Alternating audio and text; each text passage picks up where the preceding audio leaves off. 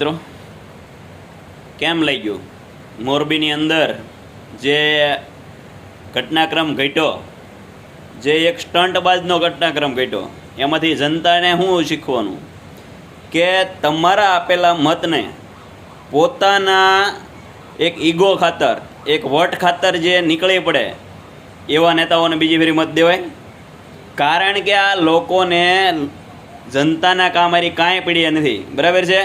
હવે 2 દી પહેલાં જે એને અવાજ કરવા ગયો ને સરકાઈ ગયું અને સોવણો પીળો થઈ ગયો, એને કારણે આજ વટને ખાતર એ ખાલી ગાંધીનગર ગયો હતો. નગર એને ખબર છે કે એના દાદા શંકર ચૌધરી અધ્યક્ષ જે અત્યારે હાજર નથી.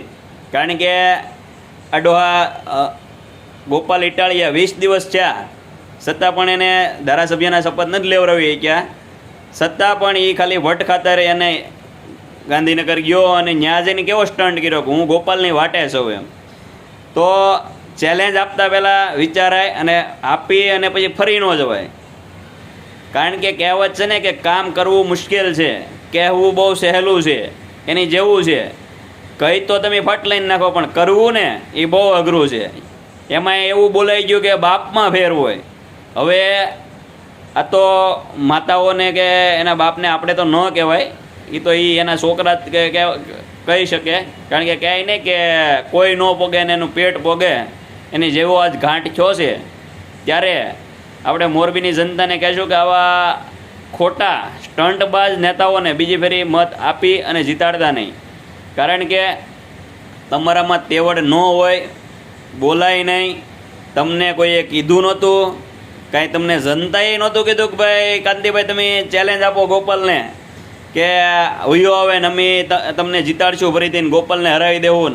આવું તમને જનતાએ નહોતું કીધું. કારણ કે તમે જનતાના સેવક છો, નહીં કે ખાલી પોતાનો ઈગો હર્ટ કરવા, પોતાને જે મનમાં ફાવે એ બોલી નાખવા હાટું થઈને તમે ખુરશી નથી બેઠા. તમને જનતાએ મત આપ્યા છે કામ કરવા માટે. હવે તમે પાછા ઓલા કહે ને કે લીલા તોરણે જાન પાછી આવી એની જેમ પાછા આવી ગયા છો, તો હવે તમને કાંઈ નાક કાન શરમ જેવું છે કે હવે તમે શું કરશો એમ, કે હવે તમને પ્રજા કયા મોઢે જોહે. અને મોટા મોટા ફાંકા ફોજદારી ઠોકતા હતા 150 ગાડીઓના કાફલા સાથે જવું. તમારા કવિઓ એમાં 150 જણા નહોતા દેખાતા, એમાંય મીડિયાવાળા હતા. અને મીડિયાવાળાને આપણે કહેવાનું આ ઓડિયો તમે સાંભળ્યો કે હું આ માટે જ જાઉં છું ખાલી, બરાબર, વટને ખાतिर રાજીનામું દેવાનું નથી. છતાં પણ એના જે અમુક ગુલામો છે કે જે કમળને ગળી ગયા છે, પહેલાં ખમણ ને પછી કમળ ને પહેલાં કમળ ને પછી ખમણ ને ઊંધું સીતું કરતા હતા ને, એવા એના ગુલામો.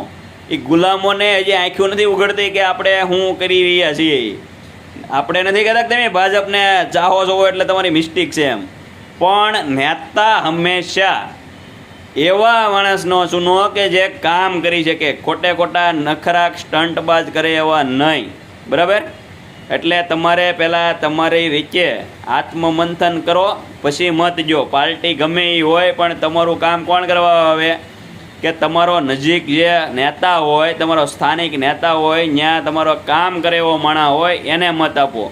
ખાલી ફાંકા ફોજદારી કરે, પોતાના ઈગો હાટું થઈને પોતાની ખુરશીને રોડે ચડાવે, પોતા આંગણા આંગળીએ જો આ રાજીનામું આપવા ગયો હોત તો હું એની દિશા થતી હતી. કાંઈ એને કાંઈ ફેર ન પડી જાય. એના બાપા પાસે બહુ કરોડો રૂપિયા છે, 500-700 કરોડનો આસામી છે, પણ જનતા નોંધારી થઈ જાય, એના કામ ઊભા રહી જાય. બરાબર. કારણ કે અત્યાર સુધી આપણે જોયું છે જે વિધાનસભાઓમાંથી આ લોકો ખરીદી કરે છે, એ વિધાનસભાઓમાં એને એમ થાય કે આપણે જીતી જવું તો જ ચૂંટણી આપે, બાકી ન આપે. વિસાવદર વિધાનસભામાં શું જોતું, એને ખબર હતી અહીંયા સારું અઘરું તો છે જ, એટલે એ એમનું કુકડું ગોસવાણેલું હતું. પછી છું એવું કે ભૂત કાઢતા પ્લીત ગળી ગયું, એને ભૂપતને લેવાય તો ગયો પણ વાહે એવું થયું કે ગોપાલ આવી ગયો. એટલે હવે ગોપાલને જેમ બને એમ બહાર રાખવાટું તો આ બધા કાવતરા હાલે છે. બાકી આવો કોઈ દિવસ અત્યાર સુધી મને લોકશાહીમાં એવો બનાવ નથી બન્યો કે ધારાસભ્ય પેટા ચૂંટણી જીત્યા અને એને 10 દિવસ વૈયા ગયા હોય શપથ લેવામાં. પણ આ બધું એક સ્ટન્ટ હાલે છે. એટલે આ છે ને આવી પ્રજા, આવી જનતા, અને આ જનતા જ્યારે તમને ઓળખી જાય ને કે આ તમને નાલાયકો છો, નફ્ફટ છો, તમને મત નહીં દેવાય, ત્યારથી તમારી ખુરશીઓ ખાલી જ છે. એટલું યાદ રાખી લેજો. જય હિન્દ.